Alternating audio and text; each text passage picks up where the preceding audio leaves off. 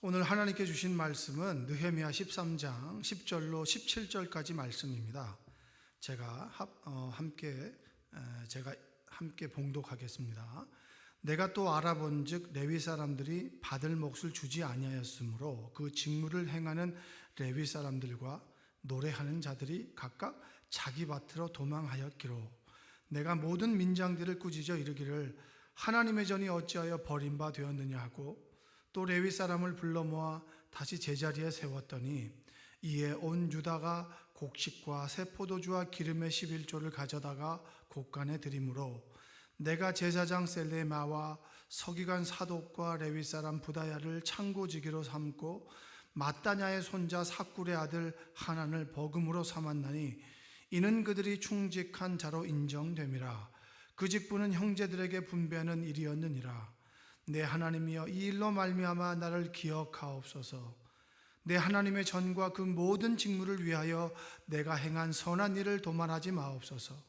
그때 내가 본즉 유다에서 어떤 사람이 안식일에 술틀을 밟고 곡식단을 나귀에 실어 운반하며 포도주와 포도와 무화과와 여러 가지 짐을 싣고 안식일에 예루살렘에 들어와서 음식물을 팔기로 그날에 내가 견계하였고 또 두로 사람이 예루살렘에 살며 물고기와 각양 물건을 가져다가 안식일에 예루살렘에서도 유다 자손에게 팔기로 내가 유다의 모든 귀인들을 꾸짖어 그들에게 이르기를 너희가 어찌 이 악을 행하여 안식일을 범하느냐. 아멘. 오늘도 여러분의 삶 속에 하나님의 은혜가 함께하기를 주님의 이름으로 축복합니다. 우리가 지금 새벽 기도를 온라인으로 드리지만 여러분의 가정에서 새벽마다 먼저 기도로 하루를 시작하고 그리고 성전에 나와서 함께 기도로 여러분의 하루를 시작하길 원합니다. 하나님께서는 새벽에 하나님의 일을 행하시는 분입니다. 가장 첫 시간을 하나님께 드리는 새벽 예배가 온전히 회복됨으로 여러분의 가정의 신앙이 회복되기를 원합니다.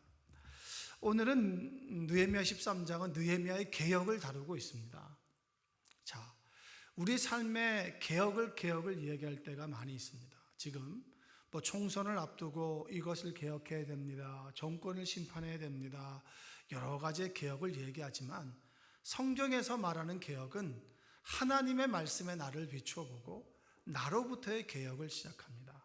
자, 너가 바뀌어져야 됩니다. 당신이 바뀌어져야 됩니다. 라고 말하기 전에 하나님께서는 나를 통해서 말씀하세요.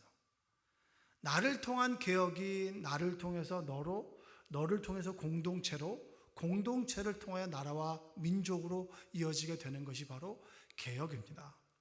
자, 느헤미야의 개혁의 시작은 먼저 말씀으로부터 시작했습니다. 13장 1절을 제가 한번 읽어보겠습니다. 그날 모세의 책을 낭독하여 백성에게 들렸는데 이렇게 됩니다. 모세의 책이라고 하는 것은 율법입니다.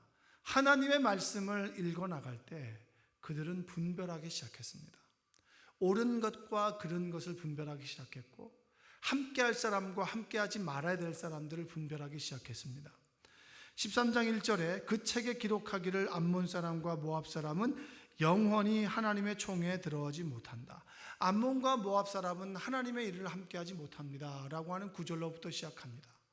여러분, 사람들이 개혁 말할 때 그 개혁은 하나님의 말씀을 읽을 때, 그 하나님의 말씀이 나에게 들어오게 될 때, 그분이 하나님께서 말씀을 통해서 나에게 말씀하심을 통하여 개혁은 시작된다라고 하는 것, 그것이 바로 느헤미야의 개혁의 시작이었다라고 하는 거예요.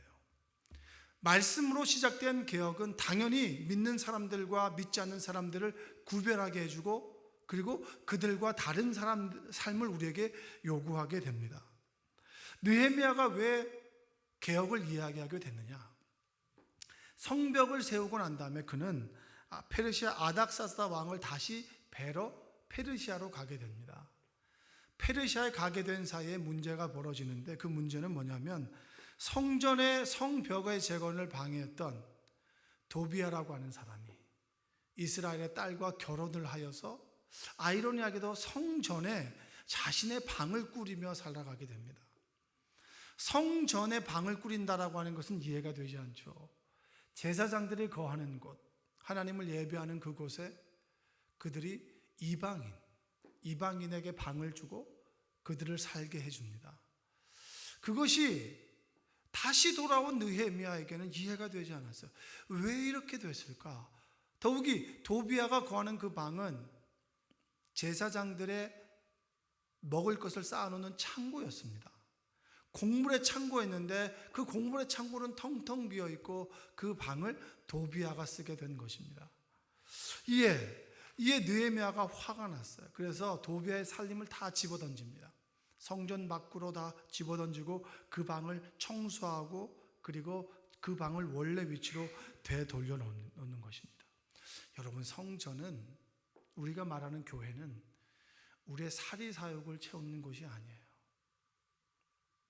나의 유익을 채우는 곳이 아닙니다. 오히려 교회는 나의 유익을 버리고 손해를 보는 것이 바로 교회입니다. 나를 위한 삶에서 나를 포기하고 너를 위한 삶으로, 주님을 높이는 삶으로 그것을 훈련하는 곳이 교회입니다. 그런데 이 도비아라는 사람이 성전에서 자신의 안락을 위해서 방을 만들고 그것을 거처로 삼게 되는 것을 보면서 느헤미야는 화가 났습니다.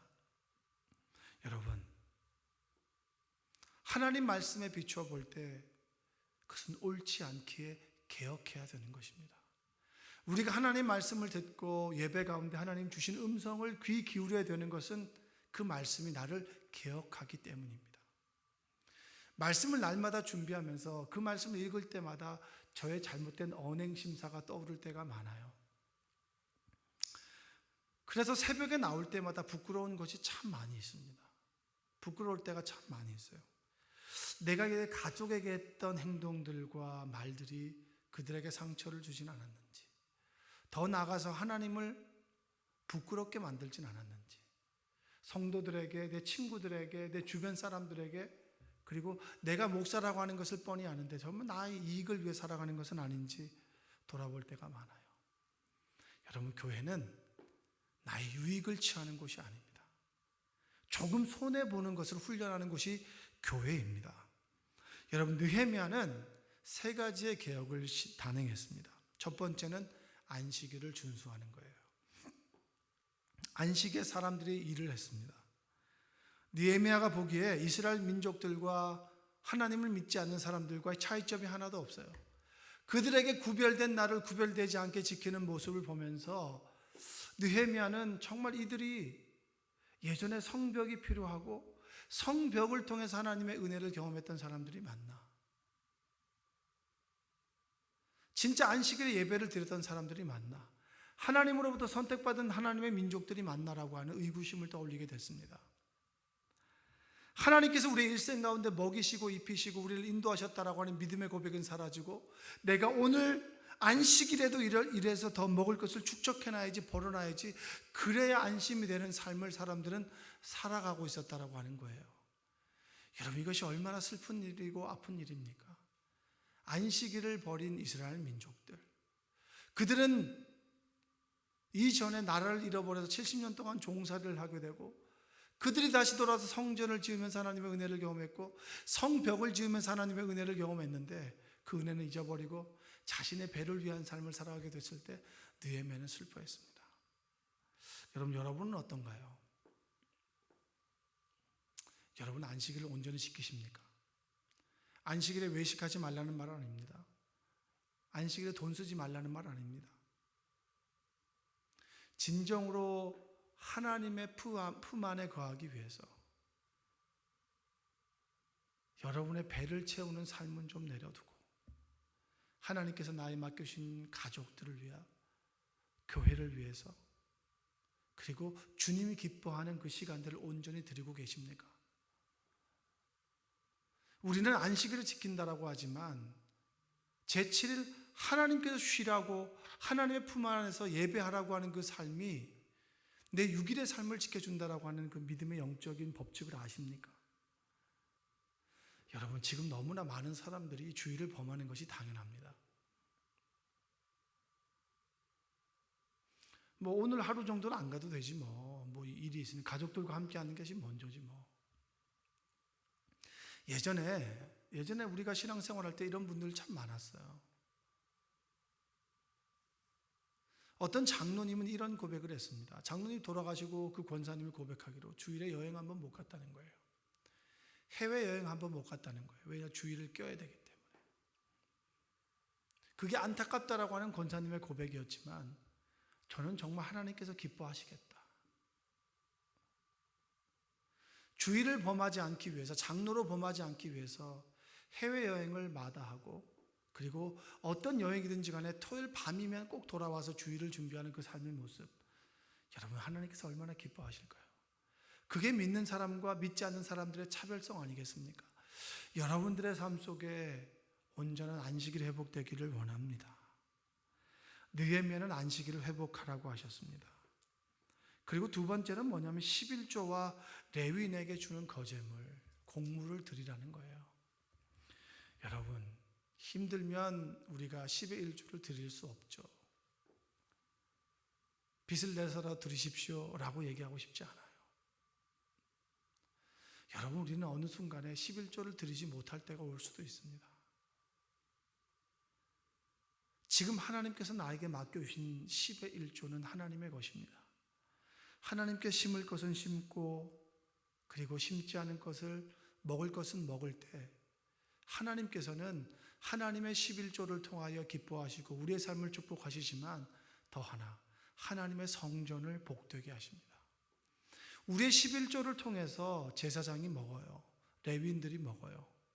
그런데 사람들이 힘들다고 하나님 말씀에 불순종함으로 10의 1조를 드리지 않게 되니까 제사장들은 먹을 것이 없습니다. 그들이 하나님의 전을 떠나요.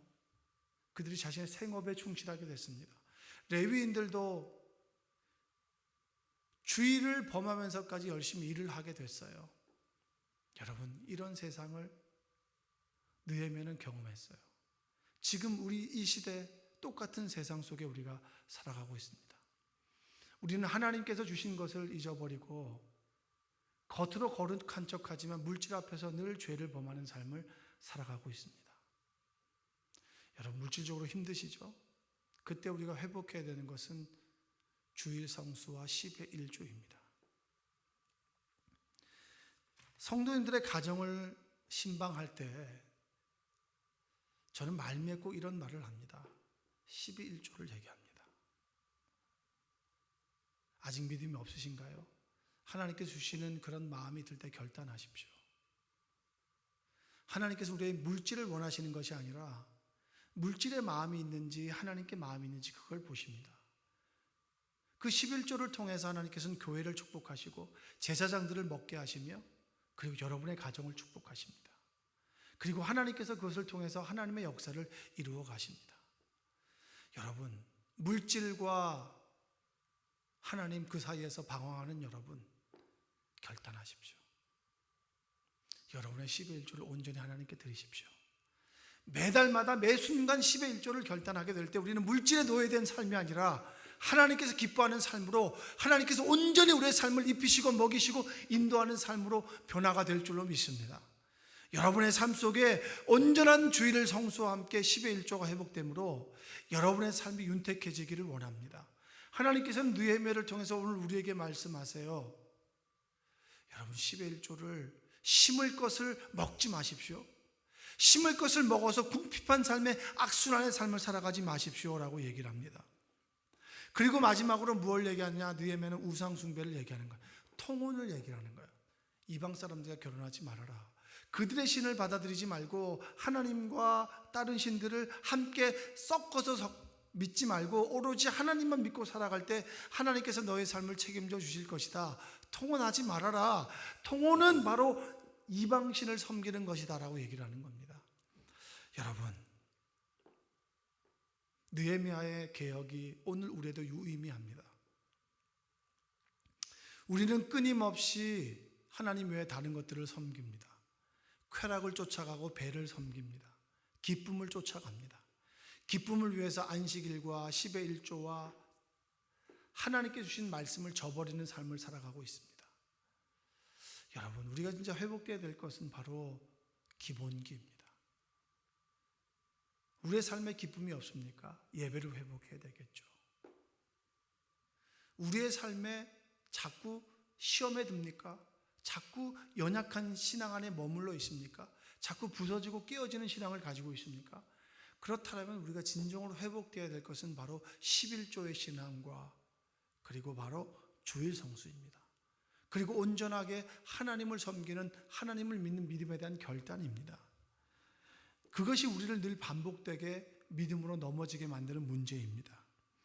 여러분, 우리는 늘 하나님보다는 우리의 배를 채우며 살아가는 삶을 살아갑니다. 그것을 멈추는 약이 뭐냐면 바로 주일 성수와 10의 1조입니다. 우리는 지금 주일을 성수할 수 없어요. 그러나 하나님께 10의 1조는 드릴 수 있습니다. 여러분, 여러분의 삶에 온전한 10의 1조를 드리고 느헤미야를 통해서 말씀하셨던 개혁이 무엇입니까? 하나님 말씀에 날마다 나를 비춰보고 내가 지금 어디에 서 있는지, 내 시간을 나를 위해 쓰는 것인지 하나님을 위해 쓰는 것인지가 바로 주일 성수 신앙이요, 물질을 하나님께서 주신 것인지 내가 번 것인지 하나님을 위해 쓰는 것인지 나를 위해 쓰는 것인지가 바로 구별되는 것이 무엇입니까? 바로 10의 1조에 대한 신앙이요, 그것이 바로 우상 숭배에 빠지지 않는 가장 중요한 기본기인 줄로 믿습니다. 지금 우리가 온전히 예배하지 못할 때 신앙의 기본기가 여러분에게 다져지기를 주님의 이름으로 축원드립니다. 기도하겠습니다. 사랑과 은혜가 풍성하신 하나님 아버지 감사합니다. 신앙의 기본기가 온전히 회복되길 원합니다. 주일 성수 10의 1조 신앙이 회복되길 원합니다. 10의 1조의 신앙을 통하여 우리의 가정이, 우리의 직장이, 생명나무 교회가, 그리고 가난한 이들이 풍성한 복을 받게 되기를 원합니다. 주님 함께하여 주시옵소서. 역사하여 주시옵소서. 온전한 주님을 믿는 믿음의 신앙 가지고 살아갈 수 있도록 주님 우리를 도와주시옵소서. 예수님의 이름으로 기도합니다. 아멘.